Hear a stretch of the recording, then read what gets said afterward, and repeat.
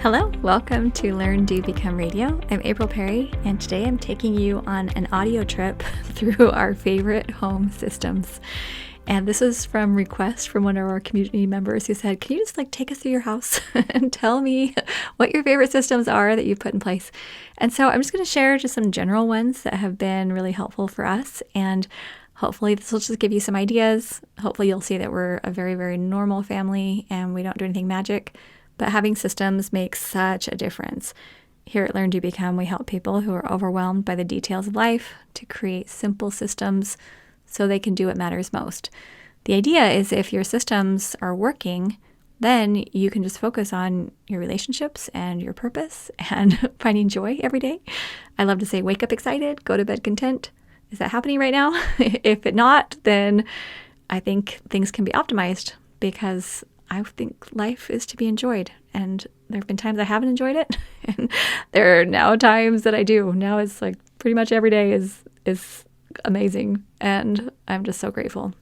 I don't mean to sound like my life is perfect because there are still a lot of things that we're growing through, but it feels really happy as we're growing. And I think that's a great thing. Okay. So just quick history, I didn't grow up with home systems. It was more like just leave everything in a pile and then pull from that pile as necessary. And if you've been living like that and you want to make a change, then hopefully these ideas will help. Okay, so the first part of our home I'm going to highlight is just talking a little bit about the common areas in general. Private areas I don't worry so much about. So our children's bedrooms, my husband's part of the bedroom or his office, I don't touch it. For the kids, I'll go in with them periodically and we'll do a big decluttering, maybe once a quarter. And I'll check in Saturdays when there's room cleaning happening. We just have Spencer at home now, and so I just give him job Saturday, which includes tidying up his room, and I'll check in on it. But the private stuff, I'm not too worried about. I'm not really worried about any of it, but I just don't pay a lot of attention to the private areas. Common areas, however, we do keep clear. So for example, right when people come in the house, we have shoes in one spot. So we have those little trays, I think I got them at Sam's Club, where that lets the water drip. So if it's rainy or, snowy outside and we come in, we all take our shoes off. And that's just been so nice because now typically we don't have dirt being tracked throughout the whole house.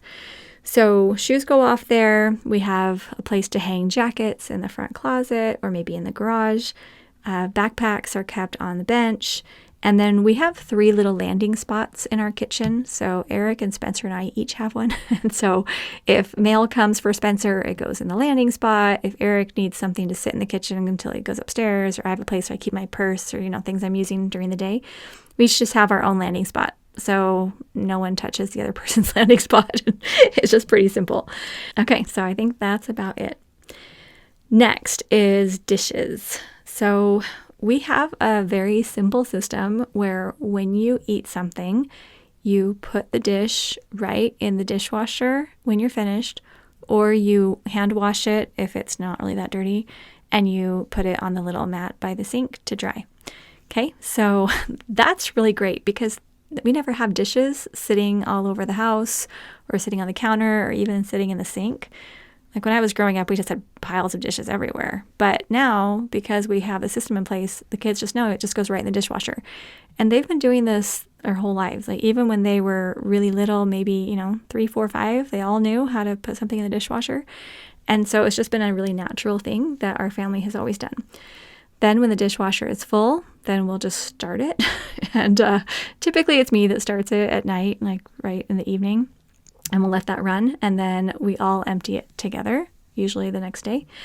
And we also have that clean/dirty magnet on the front of the dishwasher so people know, hey, it's dirty, you can put your stuff in. If the dishwasher is clean and you have a dish ready, before what we used to do is the rule was just go ahead and empty the dishwasher and then put your dish in there. But people didn't like that because they wanted to do it as a group or not be the only one to empty the dishwasher. So we are okay. If the dishwasher's clean, maybe 3 or 4 dishes will sit in the sink and then we'll just clean it together or empty together and then put them in the dishwasher. But just that alone has been life-changing for me because I just grew up, I probably shared this on the podcast before, but I grew up where we would just leave all of our dishes upstairs where we watched TV.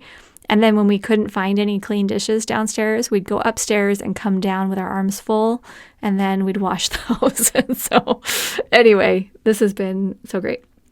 Okay, next is just laundry. So we always have had a hamper in each room. So each person has their own hamper. Eric and I have pre-sorted, so we have, like a lights and darks. When our children were all really little, I had a hamper out in the hallway that was, 3 different colors, like, lights, mediums, darks. And so the hallway was central to their bedroom, so they could just put stuff in there. And then Eric is our laundperer, our emperor of laundry. So he does laundry once a week and typically does like 2 loads, a light and a dark. Sometimes when he does Spencer's, he just says, "Hey, Spencer, bring down your laundry." And then Spencer brings his down. Eric just sorts it, washes it, he folds it, and then we all put away our own things later in the day. Spencer's actually starting to do his own laundry now. And our kids, as they got older, they all did their own laundry. And that's super nice too. So that's gotten a lot easier. When they were super little and Eric was working full time out of the house and I was at home, I did the laundry and then the kids would all help me fold and we do laundry folding parties and it was great. But just having, hey, laundry sorted once a week, it's just done, we put it away. It's fairly simple, and Eric likes to listen to the comedy channel like on Pandora or something like that while he folds, like Brian Regan or Nate Bargatze. Those are 2 of his favorites, the clean comedians. Anyway, that's laundry. Next is just trash. So we have a trash bin and a recycle bin given to us by the city. We actually pulled them into the garage so that we can just open the door from the house to the garage, toss things right into the recycle bin. The trash bin we do keep closed because it doesn't smell great, but we just walk down the little stairs in the garage and throw the trash in there. We have trash bins, little smaller bins in each room, and then weekly we just gather all the trash, take it out to the bin. We know Tuesday nights it goes out to the curb, so I have a little calendar reminder, and Spencer and I take the trash out together along with the green bin, and it's just pretty simple. We have a box in the garage for anything glass because glass has to be taken to a different place in order to get that recycled. And Eric is very good with recycling. Like he is, if I throw anything away that's like recyclable, he's like, "Why do you hate our planet?" And he gets it out of the trash and like makes sure we recycle. He's very cute. So anyway, that's been fairly simple, but I will say just having basic systems so we know what day of the week we gather the trash, we make sure it always goes out. We just have, quarterly times we maybe clean out the bins a little deeper, things like that. Okay, and then the next one is groceries. So we have a list on the side of the fridge where we write down anything we run out of. The idea is that anytime you go into the storage area and use something and we're running low, is you write it down so we never run out. This isn't perfect, but it generally works okay.